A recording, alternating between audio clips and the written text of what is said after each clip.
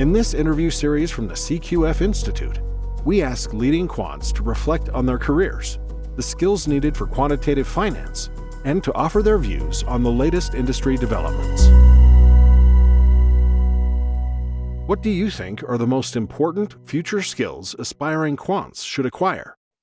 I imagine since we're talking to future quants and individuals who are interested in a career in quantitative finance, the group that's participating likely already has some background in coding. But when I'm talking to young people who are beginning their careers, no matter what field they're looking to go into, whether it's quantitative finance or quite honestly, even fundamental finance or outside of finance, oftentimes the first piece of advice I give in terms of how to develop one's career is learn to code. But I think this group that we're speaking with already likely has a strong background in coding, hence the interest in quantitative finance. But I'll comment on a couple other areas that I think it would be beneficial to bring novel skill sets. So one is in finance, again, intuitive, given that we're talking about quantitative finance. But it is somewhat of a unicorn still in this industry to find individuals who have not only exceptional backgrounds on coding and mathematical skills, but also an understanding and experience on the underlying financial applications of those mathematical and statistical programs. Understanding how the code you will build can be predictive of returns or predictive of risk would give you an edge in the workplace to understand to landing what would be considered a dream role. I'll put one other piece on it. Again, we're talking to a group that's interested in quantitative finance, so I imagine there's already a strong background on the quantitative side as well as perhaps on the finance side. But I think an important aspect to add to the conversation is, who are you? What is your passion? What is your edge? What excites you? You might think that what excites you is idiosyncratic and specific to you, and you should keep your interests kind of at home, and that should be your side project or perhaps for your second career. But what I have found in my career that if it's exciting you, it's likely exciting your peers. And therefore, it's likely to become an investable strategy over some period of time. So I encourage you to think about, what is your individual passion? What gets you excited? How can you develop that? And how can you bring not only that energy, but that knowledge into your work? How did you begin your career in quant finance? I began my career in quantitative finance with somewhat of an unusual background. I wasn't trained as a quantitative investor in school, but rather my background educationally and professionally before becoming a quant was entirely on the fundamental side. I started my career as a banker. I was at Goldman Sachs and I sat in the energy and power group, and I spent my days and my nights looking at valuations of companies and advising companies on potential M&A opportunities.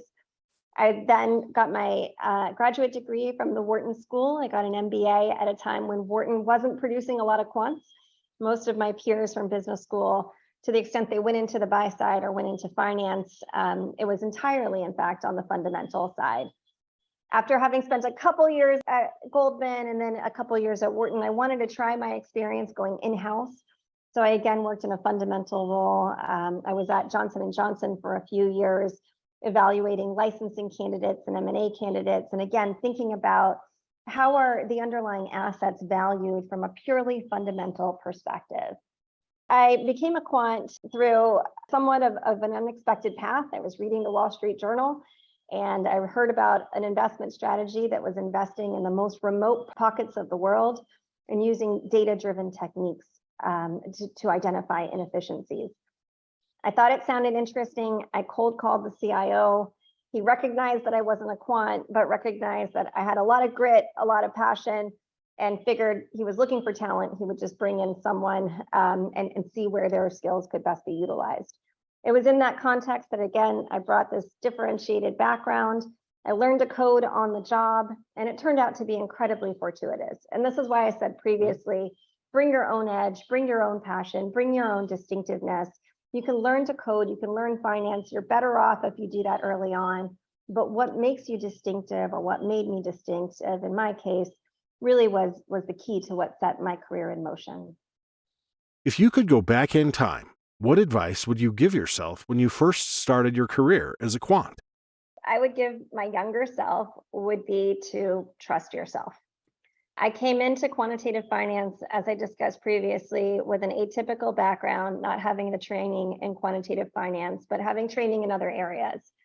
And as I mentioned previously, I was able to grow quickly within my role because I was able to leverage those other experiences. However, I do think there's an important balance between the humility that's required in beginning a new function and beginning a new career, the eagerness to learn and the willingness to, sort of pay your dues, and recognizing again the balance of those capabilities or those qualities relative to the strengths that young people bring.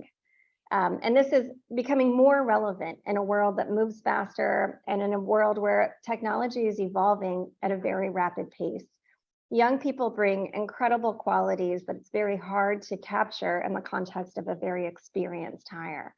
So whether that's knowing the new technologies or understanding about novel techniques in the data science space and machine learning, your awareness of new data sets, your ethos, perhaps your so what your passion and what gets you excited, those types of qualities are very unique and very valuable to an investment manager.